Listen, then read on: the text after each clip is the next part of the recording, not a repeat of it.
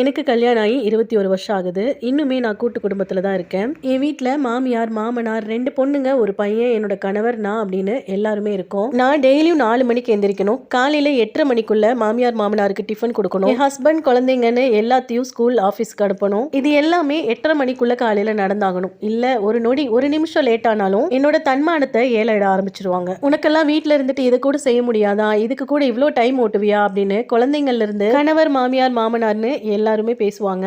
அவங்க பேசுற வார்த்தைகள் எல்லாம் கேட்கும்போது அவ்வளோ வலிக்கும். ஆனாலும் சூடு சொரணை இல்லாத ஒருத்தியா அந்த வீட்ல நான் வாழ்ந்துட்டு இருக்கேன். 2 பொண்ணுங்க பிறந்துருச்சு, 3ஆவதா ஒரு பையன் வேணும் அப்படின்னு பெரியவங்களோட ஆசை, என்னோட கணவர் ஆசையும் கூட. குழந்தை பிறக்கிறதுக்கு முன்னாடி வரைக்கும் என் உடம்பு நல்லா தான் இருந்துச்சு. அந்த 3ஆவது குழந்தை பிறந்ததுக்கு அப்புறமா உடம்புல பல பிரச்சனைகள் வந்துருச்சு. நல்லாவே வெயிட் போட்டுட்டேன். அதுக்கு என் வீட்ல குழந்தைங்கள்ல இருந்து, என் ஹஸ்பண்ட்ல இருந்து, என் மாமியார், மாமனார் வரைக்கும் நல்லா சாப்பிட்டு சாப்பிட்டு கொழுத்து போயிருக்க, இந்த வேலை கூட உன்னால செய்ய முடியாதா அப்படின்னு கேட்பாங்க. வீட்ல சும்மா தானே இருக்கேன், சும்மா